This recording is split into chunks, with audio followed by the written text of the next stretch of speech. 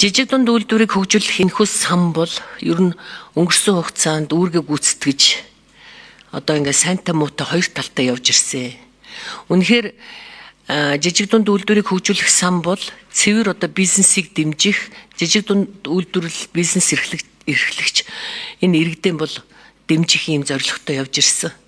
Өнөөдөр энэ санал дүгнэлт гаргаж байгаа ажлын хэсгээс танилцуулгаас харахад олон ажил хийсэн юм шиг байна. Мэдээж цаг хугацааны хувьд ч гэсэн 2025 оны 1-р сард 14-нд одоо энэ ажлын хэсэг байгуулагдаад өнөө хүртэл бол одоо бараг жил 5-6 сарын нүүр үзэж байгаа юм байна. Тэгэхээр энэ дотор энэ ажлын хэсгийн гаргасан дүгнэлт дотор яг энэ манай ажлын хэсэг бол их хурлын юунаас томилогдсон ажлын хэсэг эцсийн дүндээ ер нь энэ жидүү хөгжүүлэх санг цаашд нь ер нь яг тогтолцооны хувьд яаж өөрчлөх гээд байгаа юм, яаж шинжлэх гээд байгаа юм, энэ зорилгыг бол одоо бас нэг тодруулаад асуучих. Эргэлзээтэй нэг хэд хэдэн зүйлүүд байгаа тахшгүй. Энэ гэр бүл нийгмийн хамгаалалт хөдөлмөрийн яам дээр одоо хөдөлмөр эрхлэлтийн сан гэж байдаг. Энэ хүний нөөц нийгмийн бодлого гэсэн энэ хэсэг дээр энэ яамны одоо бас энэ юу давхардсан байх шиг. Халамжийн бодлого, хөдөлмөр эрхлэлтийг дэмжих бодлого шинжлэх гэдэг хөгжлийн бэрхшээлтэй иргэд ажилдаг аж ахуйн нэгжүүдэд татвар санхүүгийн бодит дэмжлэг үзүүлэх гэдэг. За дараа нь болохоор энэ дэд бүтц бизнесийн орчин дээр үйлдвэр технологийн парк байгуулж гэж байгаа. За энэ аж үйлдвэр эрдэс баялагын яам энэ өөрөө бас тусдаа хуультай. Тэгэхээр энэ үйлдвэр технологийн эрх зүйн байдлын тухай хууль энд үйлчилж байгаа шүү дээ, тийм ээ. Тэгэхээр энэ одоо яамдын яагаад энэ хамаарх асуудлууд энд яагаад ороод ирвэ гэдэг энэ санал дүгнэлтэнд нэг жижиг дунд үйлдвэр эрхлэгчдийн тулгамдсан асуудлууд зөвхөн нэг салбарт биш одоо бүх салбарт үүссэн асуудлуудыг ингээд шийдэх юм шиг ийм санаа агуулад ороод ирлээ л дээ. Зүгээр өөрчлөх гээд байгаа, шинжлэх гээд байгаа. За хууль эрх зүйн орчин, татварын орчин, энэ санхүүгийн одоо хүртээмж. За ер нь цаашдаа энэ жидүү сан байх юм үгүй юу? Энд жижиг дунд үйлдвэрийн газар ч гэсэн оршин тогтнох эсэх асуудал бас яригдах байх гэж бодож байна. Энэ одоо ажлын хэсгийн дүгнэлтийн одоо юугаар үр дүнгээр. Тэгэхээр энэ эргэлзээтэй асуудлуудыг нэг тайлбарлаад хэлээд өгч. Жижиг дунд үйлдвэрийн газар Эрдэнэ сайхан. Ер нь бол 2019 онд жижиг дунд үйлдвэр үйлчилгээг дэмжих тухай хуулийг батлахдаа иргэн байхгүй болгоод гол зорилго нь аж ахуй нэгж байгуулаа, татварын бааз суурь нэмэгдүүлээ. Иргэнээр хөдөлмөр эрхлэлтийг дэмжих сангаас ч зээл аваад, жижиг дунд үйлдвэрийг хөгжүүлэх сангаас ч зээл аваад байдаг. Тэр өмнөх алдааг засах ийм зорилгоор бол иргэн байхгүй болсон. Тийм учраас ажлын байр одоо бий болгох, хадгалах гэдэг бол Монгол Улсын засгийн газрын бодлого. Энэ дотроо иргэнтэй холбоотой хэсэг нь бол одоо хөдөлмөр нийгмийн хамгааллын яамд за аж ахуй нэгжүүд ажлын байрыг олноор бий болгох, хадгалах асуудал нь бол энэ жижиг дунд үйлдвэрийн асуудалтай ингээд ороод явж байгаа. За бид нар бас энэ хуулийг хийж байхдаа бол судалж үзчихсэн. Ингээд дэлхийн 40 гаруй улсад 40 улсын одоо судалгаа хийгээд үзэхэд бол 39-т нь яг энэ жижиг дунд үйлдвэрээ энэ арилжааны банкнаас хөнгөлөлттэй ийм зээл олгодог ийм санхүүгийн бүтэцүүл байд юм байл. Ингэж үйлдвэр хөгждөг. Түүнээс биш арилжааны банкны одоо өндөр хүүтэй зээлээр үйлдвэрлэлийн маржин бол давдгүй учраас үйлдвэрлэл хөгждөг. Тийм учраас өнөөдөр Монголд ч гэсэн үйлдвэрлэл яагаад хөгжил сул байгаа юм бэ гэхлээр арилжааны банкны хүүтэй зээлийг аваад үйлдвэрлэгчд хөгжиж чадахгүй байна. За худалдаа эрхлэгчдийн хувьд бол бас боломж байгаа байна. Үйлдвэрлэлийн маржин өөрөө бага учраас арилжааны банкны зээл аваад авсан үйлдвэрлэл дандаа дампуурч байгаа. Тэгээ жижиг дунд үйлдвэрийг хөгжүүлэх сангаас зээл аваад овоо хөл дээрээ босоод ирлээ. Дахиад одоо танахаас мөнгө байхгүй болоод бид нар арилжааны банкнаас авсан чинь ингээ хүнд байдалд орчлоо гэд ингээ явж байгаа аж ахуй нэгжүүд маш их байгаа. Тийм учраас хэрвээ Монгол улс одоо үйлдвэрлэлээ хөгжиж үйлдвэрлэх ёстой гэж бодож байгаа бол тодорхой хугацаанд тодорхой төсөв зараад ийм бүтцийг сайн дэмжиж өгөөд үйлдвэрлэлээ хөгжсөний дараа одоо арилжааныхаа шугамар яваа буюу хөл дээр тогтсныхын дараа бол тэр одоо зах зээлийн зарчмаараа яв гэхгүй бол Монгол улсын хувьд бол үйлдвэрлэлийн яг ялангуяа зах зээлийн үйлдвэрлэлийн туршлага бол 30 жилийнх.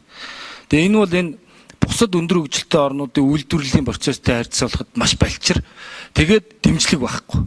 За нэг хэсэг сан маань байгаад бас алдаж онсон. Тэгээ одоо ингээд сүүлийн жилүүдэд бол ерөөсөө бүхэл хэвлэл мэдээлэл бүхэл одоо хурал чуулган зөвлөгөөн дээр жидүү муу гэж ярьдаг болсон. Гэтэл энийг ингээд сайжруулах гэж цаана байгаа ажиллаж байгаа залуучуудын хувьд бол үнэхээр урамгүй байдаг. Төсвөр дэмжихгүй.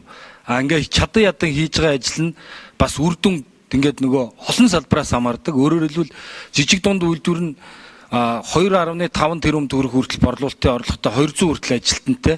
Тэгээ уул уурхай арилжааны банк санхүү гэдэг юм уу, энээс бусад салбарууд баг бүгдээрээ орж идэг учраас баг бүх салбар энэ жижиг дундад орчход идэг. Энэ болгоныг бүгдийн дэмжих гэхлээр маш их өргөн санхүүжилт, өргөн бодлого хэрэгтэй болдог. Өнөөдөр жижиг дунд үйлдвэрийн асуудлыг зөвхөн жижиг дунд үйлдвэрийн газартай бас хамаатуулж бодож бас боломгүй байгаа. Жишээлбэл бүртгэлийн асуудал яригдахад улсын бүртгэл дээр бүртгэдэг одоо компани байгуулъя гэхэд муу болохоор жидүү гэдээ ойлгоод идэг.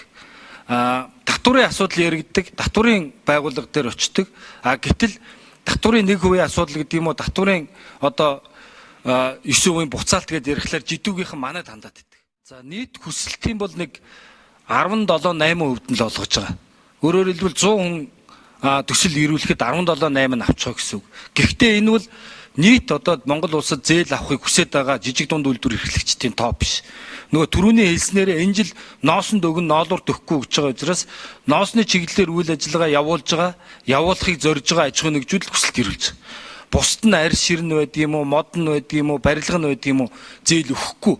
Тэгэхээр ирсэн хүсэлтийн 17-8% шийдэж байгаа. Нийт одоо арилжааны банкнаас авч байгаа жижиг дундын салбарт хэрэгтэй байгаа санхүүжилтийн бол 1% хүрэхгүй байна. Тэгэхээр энэ бол нөгөө үйлдвэрлэлээ дэмжиж байгаагийн хувьд бол маш одоо хангалттай бус дэмжлэг гэсэн үг.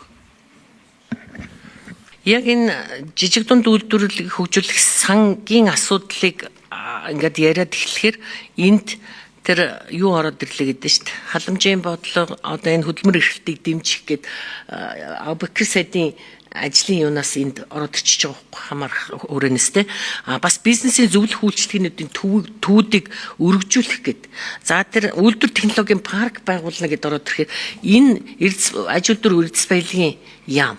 Тэгэхээр чи энэ өөрөө тусдаа хуультай тийм ээ. Та мэдж байгаа шүү дээ үйлдвэр технологийн эрх зүйн байдлын тухай хууль гэдэг. Тэр энэ яагаад энэ заавал татан оруулцуулаад ингээд хамаатуулаад оруулаад ирвэл гэдэг. Тэг үнэхээр ер нь бол хүсэлт ирүүлсэн аж ахуй нэгжийн 5.1. Нийт хүсэж байгаагийн бол 3% ч хүрэхгүй байгаа. Солонгос, Япон гэдэг энэ одоо үйлдвэрлэл хөгжсөн орнууд бол судлаад үзэхээр зээл авъя гэж хүссэн одоо юм бүтээе гэж хүссэн баг хүн болгоо авч болдог. Зээлийн хүн баг хүсэлт өгсөн аж ахуй нэгж болгоо авдаг. Эрсдэл үүсгэхэд төрөн даадаг ийм тогтолцоотой юм л. Манай хувьд бол байгаа ганц жижиг сан байгаад идэг. Тэр нь төсөв дээрээс мөнгө төгрөг байхгүй. Тэгээд өмнөхөө одоо чадан ядан төлөвлөд олгож байгаа ийм тохиолдлууд байгаа. За сайдын тушаалаар ажлын хэсэг гараад жижиг дунд үйлдвэр үйлчлэгийг дэмжих тухай хуулинд өөрчлөлт оруулах ажлын хэсэг байгуулагдсан. Ингээд энэ ажлын хэсгээс бол энэ баялагын сангийн хөгжлийн сангаас хадгалагдж байгаа өсч үржихгүй байгаа энэ хөгжлийн санд байгаа мөнгийг жижиг дунд үйлдвэрийг хөгжүүлэх санд зээлүүлээд тодорхой хугацааны дараа буцааж авна гэд ингээд олох юм бол маш олон ажлын байр бий болох юм байна.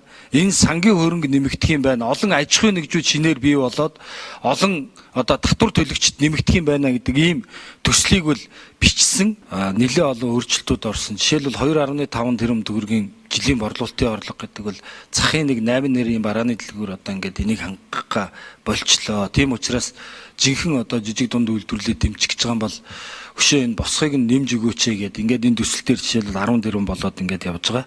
За мөн одоо татвар нийгмийн даатгалын ялгамжтай бодлогууд барья гэд. Тэгээ бичээд одоо засгийн газрын гишүүдээс санал аваад бол хуучин нар одоо сангийн яамнаас бол татгалцсан хариу ирээд ингээд хуулийн төсөл бол одоо ингээд гатсан байдалтай байна. Санхүүжилт